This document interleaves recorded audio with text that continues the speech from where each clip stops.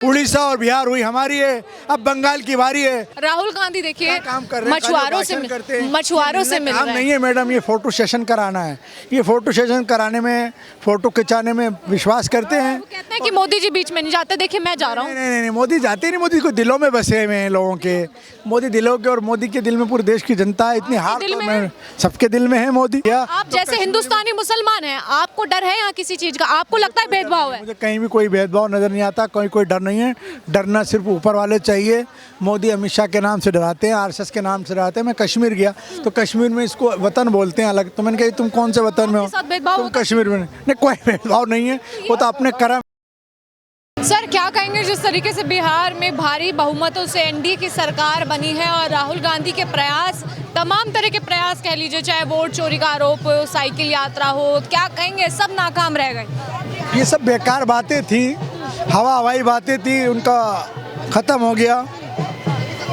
राहुल जी और तेजस्वी के जो प्लान थे वो फेल हो गए। लोगों ने मोदी जी के साथ कंधे से कंधा मिलाना पसंद करा। भारतीय जनता पार्टी और नीतीश जी की जो सरकार जो काम कर रही थी, जो 10 साल पहले देश में काम नहीं हुए थे, काम तो हुए थे, प्रधानमंत्री आए, लेकिन इतने ज़बरदस्त तरीके से सबका साथ, सबका विकास, सबका विश्वास, सर्व समाज को, पूरे देश को एक करके जो मोदी जी लड़ते, कश्मीर की धारा 370 हटाई और देश के अंदर चंद्रयान मिशन पहुँचाया।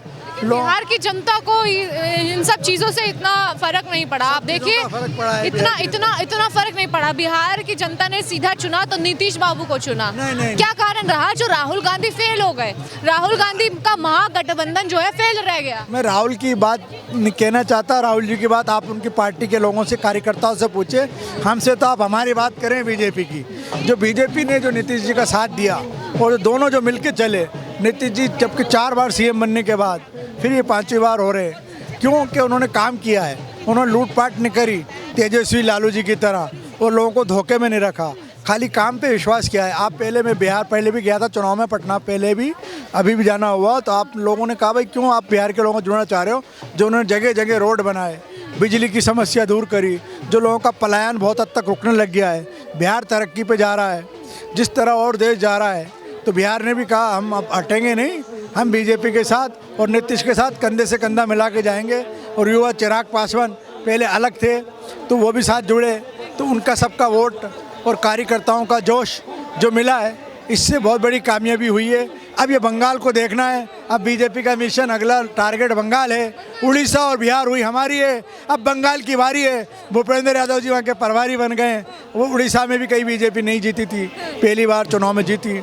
महाराष्ट्र में भी, अब बंगाल में भी जीतने की तैयारी है। और बंगाल के अंदर जो ममता जी ने लोगों को चश्मे से जो देख रहे हैं, खास करके अल्पसंख्यक समुदाय से मेरी मांग है, मुसलमानों से, कि वो तरक्की को अगर कंधे से कंधा देश में आगे बढ़ना है, आगे उठना है, मुख्य धारा में आना है, तो उनको भारतीय जनता पार्टी का साथ देना होगा, ना कि वो टीएमसी के और कम्युनिस्ट पार्टी के बहकाव में आए।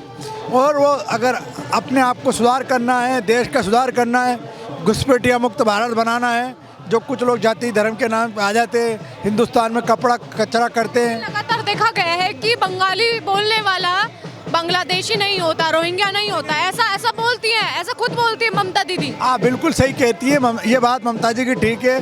हर बांग्लाभाषी कोई रोहिंग्या नहीं है, बांग्लादेशी नहीं है, वो हिंदुस्तानी भी है। और बांग्ला भाषा कोई हिंदुस्तान की छोटी भाषा नहीं है। बांग्ला के कल्चर में रविंद्रनाथ टैगोर, विवेकानंद जी रहे, और बीजेपी के संस्थापक श्यामा प्रसाद मुखर्जी तो खुद बंगाली थे। तो बीजेपी कोई भेदभाव नहीं करती। ये बंगाल के लोगों को चाहिए कि आज जो जनसंघ है, जो आज भारतीय जनता पार्टी है, तो उसमें बंगाल के लोगों का बड़ा योगदान है। कल्चर वाइज बंगाल बहुत ज़बरदस्त है हिंदुस्तान में, लेकिन वो थोड़ा दिमाग से काम करें, ममता की बहकाव में नहीं आए। और जो गुंडागिर्दी करते हैं, गुंडागिर्दी जैसे अगर वो बच जाए तो बहुत ज़बरदस्त काम हो जाएगा। वहाँ राजस्थान के, हम राजस्थान के रहने वाले हैं। पहले जो मारवाड़ी गए थे, सबसे पहले उनको शहरी बंगाल से ही उन्होंने अपना बिजनेस चालू करा था। वो नॉर्थ ईस्ट का दीवार है बंगाल।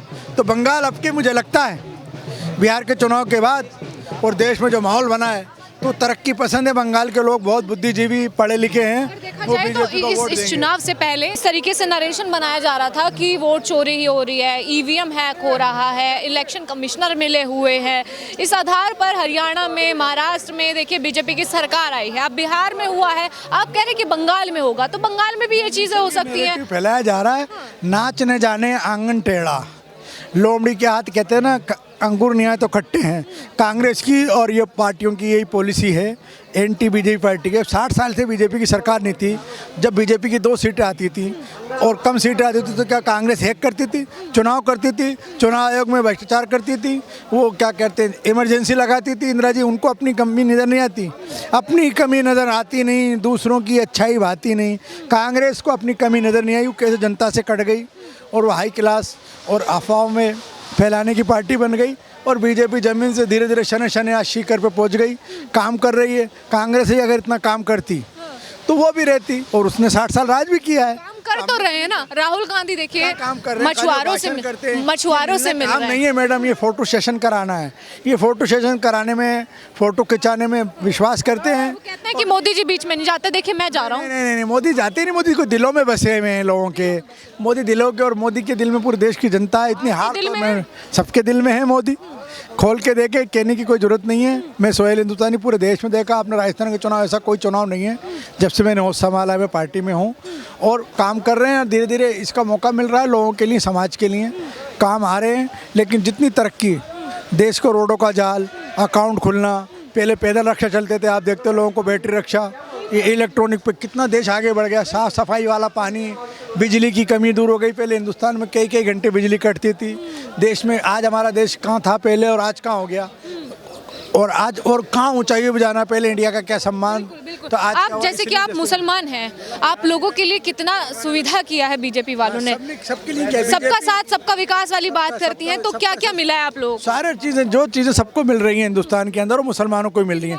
जो रोड बन रहा है, हाईवे जो बन रहे हैं मेवात के अंदर, टोटल मुस्लिम बेल्ट है, गुड़गांव से लेकर राजस्थान तक 90-80% जो मेन रोडों पे आप जाके देखिए रमज़ान के अंदर, शाम के टाइम आप जाओगे, लाइटें चारों तरफ मीनार लगेंगे, आपको लगेगा सऊदीया दुबई कहाँ आ गए आप, तो आपको लगेगा तो मेवात है हिंदुस्तान का सबसे पिछड़ा एरिया। आप कश्मीर जाएंगे, मुख्य धारा में जब आए धारा 370 हटी, उससे पहले कश्मीर में क्या था, 20 साल पुरानी गाड़ियाँ घूमती थी, कोई सुविधाएं नहीं थी, कश्मीर के लोग दूर थे, इनको लोग भड़काया जा रहा है। अभी देखो दिल्ली में आपने 3 दिन पहले ये घटना करी, बहकावे में आके कश्मीर के युवाओं को कहता हूँ मैं, वो मुख्य धारा में लौटे, देश के साथ कंधे से कंधा मिलाएं, अपनी पढ़ाई लिखाई पे और काम धंधे पे ध्यान दें, किसी के बहकावे में ना आए और ये दुश्मनी पाले नहीं। और कोई अगर उनको समझाता है, गलत वहीं फैलाता है, तो मैं अपनी तरफ से कहना चाहता हूँ, कान खोल के सुन ले भारत के दुश्मनों, नहीं चलने हम देंगे कोई दांव तुम्हारा, मिल जाएगा खाक में जोम तुम्हारा, सब कुछ मिल जाएगा। अगर मिलजुल के प्यार से रहोगे तो बहुत आगे बढ़ोगे, बहुत आगे बढ़ने की संभावना है। अपने मज़हब के साथ, अपने ईमान के साथ, अपने कल्चर के साथ आप आगे बढ़िए, कोई आपको रोकने टोकने वाला नहीं है।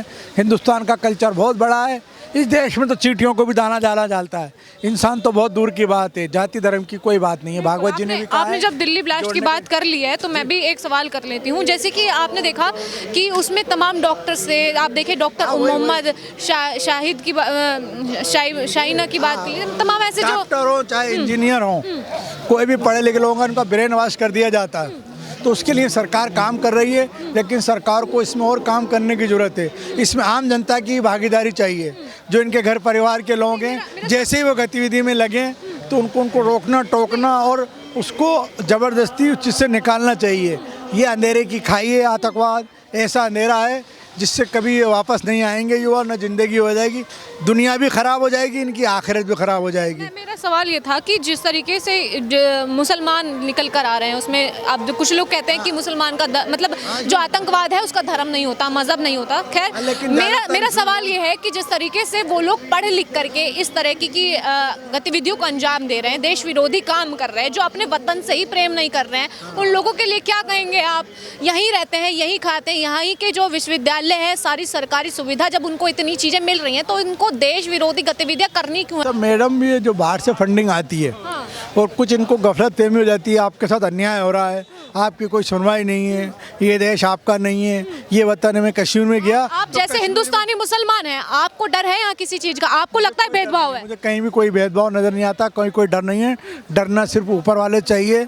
मोदी अमित शाह के नाम से डराते हैं, RSS के नाम से डराते हैं। मैं कश्मीर गया तो कश्मीर में इसको वतन बोलते हैं अलग, तो मैंने कहा तुम कौन से वतन में हो? तुम कश्मीर में नहीं, कोई भेदभाव नहीं है, वो तो अपने कर्म है, अपना अमल अच्छे अमल करो, अच्छे कर्म करो। हर दाढ़ी वाला आलिम नहीं होता, आतंकवादी भी हो सकता है, और वो आतंकवादी नहीं हो सकता, आलिम भी हो सकता है। अच्छे लोग भी होते हैं, महान पुरुष भी दाढ़ी रखते हैं। बाबा रामदेव, बड़े बड़े संत महात्मा भी दाढ़ी रखते हैं। दाढ़ी रखना या मुसलमान बनकर मुसलमान कलाम साहब भी हो सकते हैं, तो आतंकवादी बन सके तो खुद के आदमी के माहौल के ऊपर है। सीरत बुरी होती है ना, सीरत बुरी होता है, बुरा जो होता है जिसकी नीयत बुरी होती है। इनकी नीयत जब ख़राब कर दी जाती है, लोग इनको शे देते हैं और इसको दबाने की कोशिश करते हैं, उनको और शे देते हैं। उनको समझाने के बजाय, उनको मोटिवेट करने के बजाय अच्छी लाइन पे चलें कि जब मज़हब भी नहीं सिखाता, एक मानवता की हत्या, एक इंसान की हत्या, पूरी इंसानियत की हत्या इस्लाम कहता है। वो इस्लाम को नहीं जानते, डीपली जानने के बजाय कोई उनको मिसगाइड कर देते हैं। कुछ चंद पैसे के, चंद रोटी के, चंद अंडे खाते देश से गद्दारी करते हैं। मैं उन पर कहना चाहता हूँ 2 लाइन। असल में पहले ये तय हो, असल कौन है, नकल कौन है, गद्दार कौन है, वफादार कौन है, और इस वतन पे जानिसार कौन है। इस वतन के जानिसार बनो, कोई पूछने वाला नहीं होगा, तुम्हारे घर वालों का भी नाम लेवा नहीं होगा, उनको सर झुकाने की इज्जत नहीं मिलेगी। पोजीशन सर उठाना है तो कलाम साहब की तरह, अब्दुल हमीद की तरह, और बड़े बड़े हिंदुस्तान के अंदर रहें, जाकिर हुसैन की तरह, और डॉक्टर सईद जिन्होंने अलीगढ़ यूनिवर्सिटी बनाई, जैसी ये यूनिवर्सिटी थी, इसमें बच्चे पढ़ें लिखें आगे बढ़ें, बिल्कुल किसी के बहकाव में ना आए, बिल्कुल देश से जुड़े और आगे बढ़ें, खुद भी बढ़े, अपने घर परिवार का भी नाम रोशन करें, इस देश का भी नाम रोशन करें। जैसे आपने यूनिवर्सिटी का नाम लिया, तो जैसे आपने देखा वो फरीदाबाद की अल फलाह यूनिवर्सिटी थी। पढ़ेंगे नहीं तो आगे कैसे बढ़ेंगे? पढ़ाई हो लेकिन वो देश के साथ मिलजुल कर कैसे आगे बढ़ें, कैसे एंटी नेशनल, एंटी सोशल गतिविधि से दूर रहें, उसके लिए उनकी क्लासें होना चाहिए और सब समाज के लोग। और यहाँ कोटा रिजर्वेशन, वहाँ पे सिर्फ रजिस्टर मतलब सीट्स उतनी होती हैं कि 70% सिर्फ मुस्लिम ही दाखिला ले सकते हैं, हिंदुओं की नहीं है वहाँ पर। 90% मुस्लिम कंट्री भी है, 98% कंट्री भी हैं दुनिया के अंदर। मोरक्को है, इंडोनेशिया है, मलेशिया है, सऊदीया है, दुबई है, मुस्लिम बहुत कंट्रियाँ आगे बढ़ रही हैं। लेकिन जो कुछ कंट्री हैं, कुछ समाज हैं जो पीछे जा रहे हैं। जैसे हमारा पड़ोसी देश पाकिस्तान है, अफ़गानिस्तान था, और भी बहुत छोटी कंट्री जैसे सूडान में चल रहा है। तो उनको ये तय करना हमें सूडान पाकिस्तान बनना है, सऊदीया अरब कतर बनना है, ये तो उन लोगों को तय करना है। तो ये उनके घर परिवार के माहौल से उनको खुद को देखना है, कलाम बनना है। कि ऐसी यूनिवर्सिटीज़ को तोड़ देना चाहिए जहाँ पर गतिविधियाँ होती हैं। हाँ। अगर कोई एक मछली गंदी होती है, तालाब को तालाब गंदा करती है, तो एक आदमी गंदा हो जाए तो पूरा समाज गंदा नहीं हो सकता। तो उसको तोड़ने सजा देने तो और यूनिवर्सिटी बनाना चाहिए, और एजुकेशन, और उनको ब्रेन को बढ़िया तरीके से तोड़ने के बजाय 1 है, 5 है, 50 बनाना चाहिए।